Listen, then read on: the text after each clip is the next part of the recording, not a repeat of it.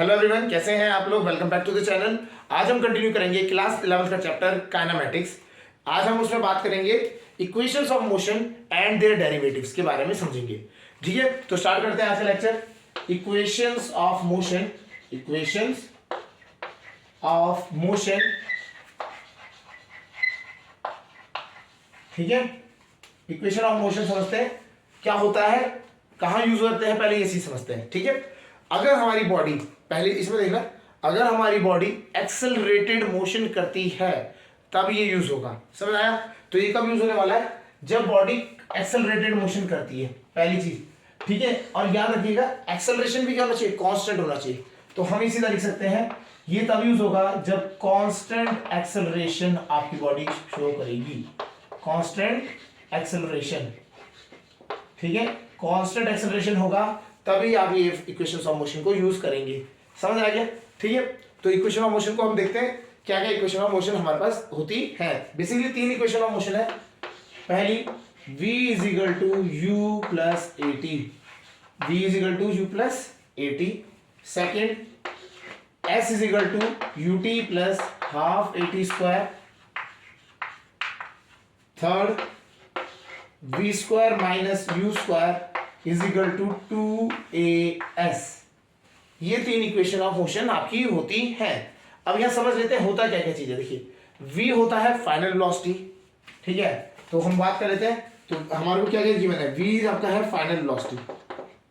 ठीक है, final velocity होगा। ठीक है जी, v होगा फाइनल वेलोसिटी। क्लियर? अब u जो होगा वो क्या होगा? Initial velocity. इनिशियल वेलोसिटी मतलब जो स्टार्टिंग बॉडी की वेलोसिटी है वो। फिर उसके बाद हम बात करते हैं वी यू ए।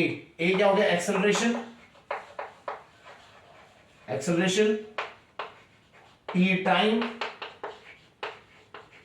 ठीक है, और एस जो है वो आपका है डिस्प्लेसमेंट। ठीक है, तो आपको इस तरीके से ये चीजें समझ के रखनी है। V final velocity, u initial velocity, a acceleration, t time and s final, s जो होगा आपका डिस्प्लेसमेंट होगा। क्लियर? तो इस तरीके से ये चीजें हमारी यूज होती हैं। मतलब इनमें क्या है, बेसिकली ये आपको जो क्वांटिटीज दिख रही हैं इनमें ये रिलेशन शो करता है। क्लियर? तो आप इसको समझेंगे थोड़ा सा, इसको ना यूज कैसे करना है इसको समझते हैं। क्लियर? तो हमें ये चीज देखनी है। देखिए, इक्वेशन ऑफ मोशन जो है ना, हर एक इक्वेशन ऑफ मोशन में खाली चार क्वांटिटीज को यूज किया जाता है। कैसे? देखिए, पहले इक्वेशन ऑफ मोशन में आप क्या यूज कर रहे हैं? v को यूज करेंगे, a को, u को, a को और t को। देखिए v u a t, तो आप कितनी कितनी यूज कर रहे हैं? क्वांटिटीज, चार क्वांटिटीज को यूज कर रहे हैं। अगले वाले में आ जाइए, यहाँ s है, u है, a है और t है। देखिए s u a t है ना, t तो ये भी है, तो क्या हो गया आपको ये देखने को मिल रहा है t भी ये चार यूज कर रहा है इक्वेशन। ठीक है, ये इक्वेशन में चार क्वांटिटीज यूज होती हैं। लास्ट वाली में देखिए, इसमें v है, u है, a और s है, तो v u a s। तो हर एक में आप देखेंगे चार क्वांटिटीज यूज होंगी। ठीक है, तो इनके आप यहां से थोड़ा समझ सकते हैं, है ना, कैसे समझ आएगा कि क्वेश्चन कैसे सॉल्व करना है। पहली चीज, सबसे पहला इंपॉर्टेंट थिंग, जब भी क्वेश्चन दिया जाएगा ना, आपको तीन चीजें दी जाएंगी और आपको बची हुई दो चीजें निकालने के लिए कहेगा। क्लियर? तो आपको तीन चीजें दी जाएंगी। समझ आ गया? तो तीन चीजें आपको ढूंढनी है। स्टेटमेंट जो लिखा होगा उसमें तीन चीजें किस तरह से दी गई है वो आपको ढूंढनी है ना। तो जैसे अगर बोल दिया body starting from rest, body starting from rest है तो वो रुका हुआ था, u क्या हो गया? जीरो हो गया। मतलब उस टाइम पे u की वैल्यू क्या? इनिशियल वेलोसिटी कितनी रहेगी? जीरो, है ना। अब बॉडी स्टार्टिंग फ्रॉम रेस्ट में u is equal to zero. अब body is dropped from height, जब ड्रॉप करेंगे तो स्टार्टिंग में क्या ड्रॉप किया गया, वहां पे उसकी स्पीड कितनी थी? जीरो, तो वहां पे भी u कितना हो जाएगा? जीरो। समझ आ गया? ऐसी उसने स्टेटमेंट बोल दिया कि body comes to rest, body comes to rest. एक बॉडी चल रही थी, चलते चलते अब आगे रेस्ट पे आ गई, तो उस टाइम पे क्या हो गया? v आपकी कितनी हो जाएगी? फाइनल वेलोसिटी कितना हो जाएगा? जीरो हो जाएगा। ठीक है, समझ आ गया? तो आपको उस टाइम पे v को क्या रख देना है? जीरो रख देना है। क्लियर? समझ आ गया? ये आपको ऐसी चीजें ध्यान रखना है। ठीक है, टाइम जो होगा वो आपको थोड़ा सा ऑब्वियस बात है समझ आना चाहिए। अगर गिवन है तो सेकंड्स में होगा। ठीक है, आपको दिख जाएगा सेकंड्स में लिखा हुआ, सेकंड्स, मिनट्स, आवर इनमें होता है, तो आपको लिखा हुआ दिख जाएगा। समझ आ गया? यहां तक समझ आना चाहिए। ठीक है, अब ये चीज समझ आ गई तो आपको क्वेश्चन को देख के समझना है कि क्या क्या चीजें गिवन है। तो तीन चीजें गिवन होगी, बची हुई दो चीजें आपको निकालने के लिए बोल सकता है। कोई भी दो चीजें जो बचेंगी, टोटल कितनी है क्वांटिटी? 1 2 3 4 5, 5 है। 5 में से तीन चीजें जब गिवन होगी तो बची कितनी? दो चीजें बची, उन दोनों में से कोई भी एक चीज निकालने के लिए कह देगा आपको। समझ आ गया? ठीक है, ये आपको देखना है। अच्छा, अब और थोड़ा सा ट्रिकी यूज करता, मतलब आप समझते हैं कि किस तरीके से यूज होगा। अगर आप देखें u और a, ये u और a जो है आपको हर इक्वेशन में मिल रहा है, तीनों इक्वेशन में आपको u और a मिल रहा है, समझ आ गया। तो u और a जो होते हैं ये बहुत इंपॉर्टेंट टर्म्स हो जाती हैं, इनिशियल स्पीड और या इनिशियल वेलोसिटी और एक्सेलरेशन, ये दोनों क्या बहुत इंपॉर्टेंट है। तो अगर क्वेश्चन में कभी भी तीन चीजों में से इनमें से ये दोनों गायब है, दोनों में से एक भी गायब है, सपोज करिए आपको v दे रखा है, u दे रखा है, t दे रखा है, a नहीं दे रखा है, तो सबसे पहले a निकालना है, समझ आया। तो सबसे पहले a निकालना है, बाद में s या जो भी चीज बचेगी वो निकालनी है, समझ आ गया। तो इस तरीके से आपको ध्यान रखना है, आपको v और t, s और ये जो है ना, ये तीन चीजें ये तो अलग अलग आती रह सकती है, लेकिन u और a जो आपको फोकस करना है, u और a आपको अगर दिया है तो वेल एंड गुड, अगर नहीं दिया है सबसे पहले इनको निकालने का है, समझ आ गया, क्लियर। ये चीज आपको ध्यान रखनी है। तो पहली इक्वेशन अगर आप ध्यान से देखें तो v u a t, u और a तो सब में ही है, तो v और t, अगर आपको v और t का रिलेशन, मतलब आपको टाइम दे रखा है और वेलोसिटी पूछी है, ये वेलोसिटी दे रखी है, टाइम पूछी है, फाइनल वेलोसिटी दे रखी है, टाइम पूछा है, तो आपको ये वाली इक्वेशन लगानी है। अगर डिस्प्लेसमेंट दे रखा है और टाइम पूछा है तब आपको सेकंड इक्वेशन लगा देनी है। या टाइम दे रखा है, डिस्प्लेसमेंट पूछा है तो सेकंड इक्वेशन दी है, मतलब टाइम और डिस्प्लेसमेंट होगा तो सेकंड लग जाएगी। अगर फाइनल वेलोसिटी और डिस्प्लेसमेंट में रिलेशन दिया तो थर्ड इक्वेशन लग जाएगी। प्रैक्टिस के साथ क्वेश्चंस आप मतलब प्रैक्टिस करते रहेंगे, क्वेश्चंस करते रहेंगे, तो ये आपको और ज्यादा अच्छी तरह समझ आएगा। तो इनको क्वेश्चंस को करने से ही और चीजें आपको समझ आती रहती है। क्लियर हो गया, समझ आ गया। तो ये जो चीजें हैं आपको समझनी है। हर इक्वेशन में चार मतलब आपकी क्वांटिटीज होती है, चार में से तीन दी जाएंगी, एक आपको निकालनी है। वो आपको देखना है कि कौन सी इक्वेशन यूज करनी है। आपको जो क्वेश्चन दिया जाएगा उसके हिसाब से आप ढूंढेंगे तो तीन क्वांटिटी मिलेंगी। चौथी क्वांटिटी निकालने के लिए आपको कौन सी इक्वेशन यूज करनी है वो आपको देखना है, पहली चीज। सेकंड चीज, अगर आपको सपोज करिए गलती से उन्होंने u और a में से एक चीज नहीं दे रखी है, तो सबसे पहले सपोज करिए क्वेश्चन देखिए v u t दे रखा है, आपको बोला s निकाल के दीजिए, तो सबसे पहले a निकालेंगे फिर आप s निकालेंगे, समझ आ गया। इससे क्या होता है, क्योंकि हमें क्या है, कोई भी क्वेश्चन आप देखेंगे u और a दोनों चाहिए, क्लियर। तो सबसे ये आपका ट्रिक होना चाहिए, स्टेप होता है ये फॉलो करना है, क्लियर। यहां तक समझ आ गया। अब इन इक्वेशंस ऑफ मोशन को हम डेराइव करेंगे, क्या करेंगे, डेराइव करेंगे with the help of calculus method. देखो इनको डेराइव करने के लिए हम ग्राफिकल मेथड भी यूज करते हैं। जब हमने ग्राफिकल वाला जो लेक्चर लिया था उसमें हमने बताया था, उसमें हमने डेराइव भी कर दिया था हमने, v equal to u a t, u plus a t तो डेराइव कर दिया था, s equal to u t plus half a t square वो भी कर दिया था। आज हम बात करेंगे कैलकुलस मेथड से। चलिए स्टार्ट करते हैं। सबसे पहले हम फर्स्ट इक्वेशन ऑफ मोशन को डेराइव करते हैं। पहली इक्वेशन ऑफ मोशन है आपका v is equal to u plus a t, ठीक है, इसको हम ड्राइव करते हैं, ठीक है। चलिए, तो हमने इसमें समझा, ये देखिए आप देखेंगे रिलेशन ये किसका है, a और वेलोसिटी का है ना, विद रिस्पेक्ट टू टाइम, ठीक है। तो हमें एक ऐसी इक्वेशन हमें देखना है कि किस तरीके से हम एक्सेलरेशन और वेलोसिटी को रिलेट कर सकते हैं टाइम के साथ, ठीक है। तो अब हमें पता है एक्सेलरेशन क्या होता है, तो आप लिखेंगे वी नो दैट, हम जानते हैं, ठीक है, we know that a is equal to dv by dt, dv by dt। हमें पता है एक्सेलरेशन, हमने ऑब्वियस बात है, हमने स्टडी किया था। एक्सेलरेशन निकालने के लिए क्या करते थे, हम डिफरेंशिएट करते थे वेलोसिटी को टाइम के साथ, ठीक है, ये चीज रहती थी, ठीक है। अब हम क्या करते हैं, हमें बोलते हैं कि हमें देखो, हमें क्या dv को हम एक साइड रखते हैं और ये dt उसके साथ मल्टीप्लाई कर देते हैं, a dt। तो इस तरीके से हम क्या करते हैं, इसको अलग एक साइड जो dt को है एक साइड ले जाते हैं, क्लियर। अब हम करेंगे integrating both side, integrating both sides, दोनों साइड को इंटीग्रेट कर देंगे। तो हमारा जो dv इंटीग्रेशन a dt, ठीक है। अब हम लिमिट्स भी रखेंगे साथ साथ। लिमिट्स कैसे, जब हमारा टाइम 0 था, मतलब जब स्टार्टिंग हुई थी तो u के v कितना था, u था, और जब टाइम t हो गया तब आपका वेलोसिटी जो है वो होगी v, ठीक है। ये आपका क्या हो गया, इक्वेशन बन गई आपकी, समझ आया। तो हमने क्या किया, इंटीग्रेट कर दिया, समझ आया। अब हम करते हैं इसको सॉल्व। हमारा जो dv है, dv का इंटीग्रेशन होता है, जो dv होता है, dv खाली dv है और कुछ तो नहीं आगे, dv का इंटीग्रेशन था v। तो हम इसको हम कर देते हैं, dv का इंटीग्रेशन हो गया v, ठीक है। लिमिट क्या है, u से v, u से v आपकी लिमिट हो गई, ठीक है, समझ आ गया। अगला इसमें आते हैं, a देखिए, a हमारा कांस्टेंट है, हमने बात करें ये कब इक्वेशन यूज करते हैं, ये इक्वेशन ऑफ मोशंस कब यूज करते हैं, जब एक्सेलरेशन कांस्टेंट होता है। तो a कांस्टेंट है, a को बाहर ले लिया, बचा क्या, इंटीग्रेशन dt। जैसे इंटीग्रेशन dv का v होता है तो इंटीग्रेशन dt का भी कितना हो जाएगा, t, समझ आया। तो a को कांस्टेंट है तो बाहर ले लिया और dt का इंटीग्रेशन t हो गया। लिमिट कितनी थी, 0 से लेके t, 0 से लेके t आपकी लिमिट थी। चलिए लिमिट रखते हैं, upper limit minus lower limit, ऐसी a, यहाँ पे भी क्या हो जाएगा, अपर लिमिट माइनस लोअर लिमिट। जैसे आप सॉल्व करेंगे v minus u is equal to a t, ये हो गया, u को उधर ले जाएंगे तो v is equal to u plus a t. तो ये आपका डेराइव हो गया फर्स्ट इक्वेशन ऑफ मोशन। समझ आ गया? तो इस तरीके से डेराइव किया जाता है। स्कूल में पूछा जाता है ये ज्यादातर क्वेश्चंस इससे, तो आपको ये आना चाहिए। ठीक है, अगर सपोज करिए यहाँ पे एक्सेलरेशन जो है आपका टाइम का फंक्शन होता, तो आप यहाँ क्या करते, वैल्यू रख देते और फिर इंटीग्रेट करते। तो ये कब हो जाता है, जब एक्सेलरेशन जो है टाइम का फंक्शन होता है, कांस्टेंट नहीं होता, तब आप इसको यूज करेंगे। ठीक है, तो हमें एक चीज यहाँ से ये और चीज मिल गई, ये रिलेशन कब यूज करना है, जब आपका एक्सेलरेशन इज द टाइम का, मतलब टाइम का फंक्शन होता है।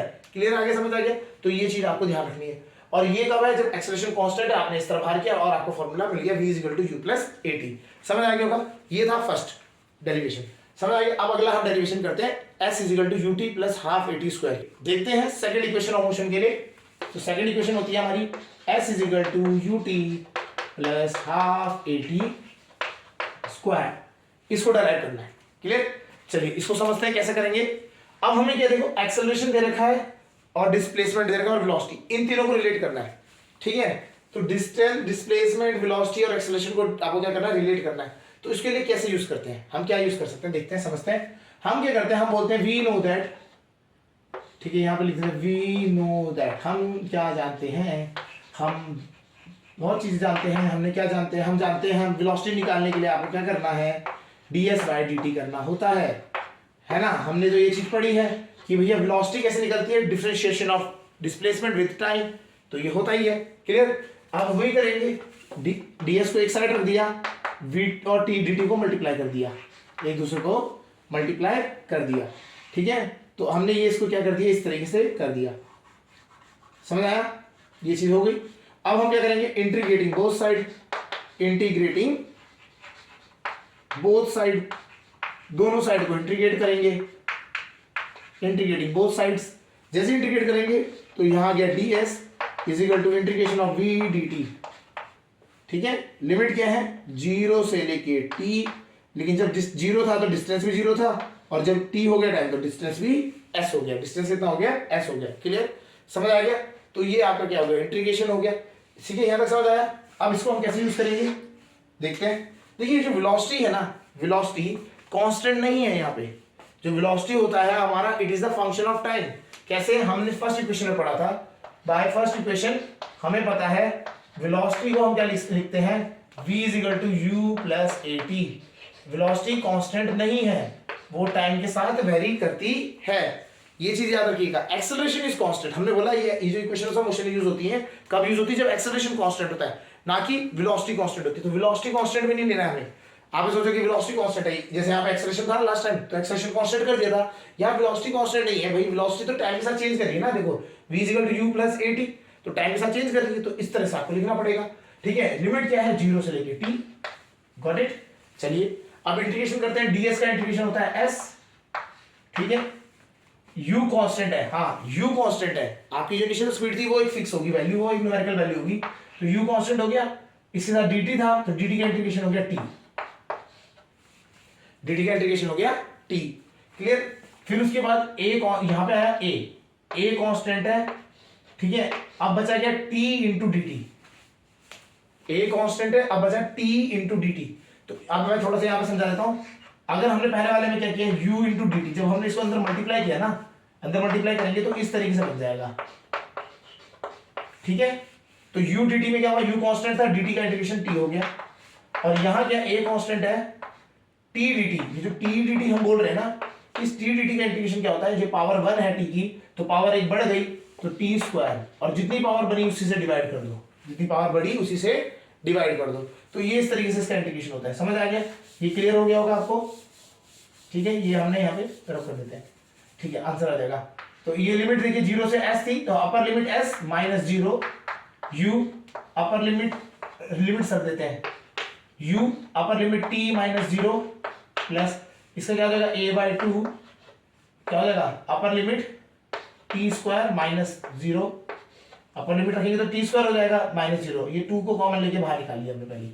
तो यहाँ आ गया s is equal to, multiply करेंगे ut प्लस ये आया हाफ a एरा t स्क्वायर, इस तरीके से s is equal to ut plus half a t square. ठीक है, ये आपको क्या है, इक्वेशन ऑफ मोशन मिलती है, सेकेंड इक्वेशन ऑफ मोशन। बस इसमें हमने क्या किया, हमने v को लिखा, हमने ds by dt, cross multiply किया, आपने लिमिट रखी, v कांस्टेंट नहीं है, v को हमने लिख दिया u प्लस एटी, जो हमने फर्स्ट क्वेश्चन से निकाला था हमने रखा, उसको इंटीग्रेट किया, सॉल्व किया, आपको ये मिल गया। समझ आ गया? इस तरीके से आपको क्या करना है, सेकंड इक्वेशन ऑफ मोशन को निकालना है। क्लियर हो गया? चलिए थर्ड इक्वेशन ऑफ मोशन के बारे में बात करते हैं। अब देखते हैं थर्ड इक्वेशन ऑफ मोशन के लिए। थर्ड इक्वेशन ऑफ मोशन हमारी क्या है, v square minus u square is equal to 2as। ये हमारी थर्ड इक्वेशन ऑफ मोशन है। इसमें हमें क्या रिलेशन मिल रहा है, हमें वेलोसिटी मिल रही है, एक्सेलरेशन मिल रहा है और डिस्प्लेसमेंट, ये भी वही आ रहा है, तीनों चीजें मिल रही हैं। अब इसे करते कैसे ये समझते हैं। ठीक है, हमें पता है जो हमारा एक्सेलरेशन होता है वो क्या होता है, dv बाई dt। क्या होता है, dv बाई dt, है ना। एक्सेलरेशन क्या होता है, dv बाई dt। अब हमारे साथ एक प्रॉब्लम है, हमारे को एक्सेलरेशन तो चलो ठीक है मिल गया, एक्सेलरेशन हो गया और वेलोसिटी, ये दोनों तो मिल जाएंगी, लेकिन हमें डिस्टेंस चाहिए, हमें टाइम नहीं चाहिए, इस बार टाइम हटाना है। ठीक है, तो टाइम को हटाने के लिए हम क्या करते हैं, हम थोड़ा सा ट्रिक यूज करते हैं। हम बोलते हैं ठीक है टाइम हटाना है ना, तो हम क्या करते हैं, यहाँ पे ds से मल्टीप्लाई, हमें क्या चाहिए, हमें टाइम हटा के डिस्प्लेसमेंट चाहिए, तो हम ds से मल्टीप्लाई, ds से डिवाइड, ds से मल्टीप्लाई, ds से डिवाइड कर देते हैं। क्योंकि एक न्यूमरेटर को या डिनोमिनेटर को अगर हम ds से या कोई भी एक नंबर से मल्टीप्लाई करते हैं, न्यूमरेटर को भी और डिनोमिनेटर को, तो वैल्यू चेंज नहीं होती है, वो फिक्स है, रूल ही है। ठीक है, चलिए अब हम बात करते हैं इस ds बाई dt। हमें पता है ds बाई dt कितना होता है, वेलोसिटी, तो ये बन गया dv बाई ds, इस तरह से बन गया, because ds by dt is equal to v। ये तो हमें पता ही है, क्लियर, ये तो रूल पता था, वेलोसिटी का तो ds बाई dt होता है, ये तो रूल है। चलिए कर दिया। अब हम क्या करते हैं, v वाली टर्म्स को एक साइड रख देते हैं, v dv एक साइड रख दिया और a के साथ ds ले जाते हैं, a के साथ ds ले जाते हैं। समझ आ गया? और फिर हम बोलेंगे integrating both side, integrating both sides, integrating both sides, both sides को हम ये कर देंगे, इंटीग्रेट करेंगे। क्लियर, समझते हैं कैसे करना है? चलिए, तो इंटीग्रेट करा तो हमारे को मिल गया v dv is equal to integration a ds। Limits क्या है, जीरो, जब जीरो था तो, जब डिस्प्लेसमेंट जीरो था तो स्टार्टिंग स्पीड थी तो u हो गया, और जब डिस्प्लेसमेंट s हो गया तो फाइनल वेलोसिटी बन गई थी v हो गया। क्लियर, समझ आ गया? चलिए अब इंटीग्रेशन करते हैं, v dv, अभी हमने रिसेंटली कितना t dt का किया था, तो जिस तरह से t dt था यहाँ पे v dv हो जाएगा, इसका आंसर आ जाएगा v square by 2, limit u से v, a कांस्टेंट है बाहर आ गया, s का इंटीग्रेशन, ds का इंटीग्रेशन होता है s, 0 से s। क्लियर, यहाँ तक समझ आ गया? चलिए अब इसको रखते हैं, v square by 2 minus u square by 2, या 2 वाले से कॉमन भी ले सकते थे, इज इक्वल टू as। ठीक है, यहाँ पे आप करेंगे v square minus u square is equal to 2 common लेके वहां चले गया 2as, v square minus u square is equal to 2as।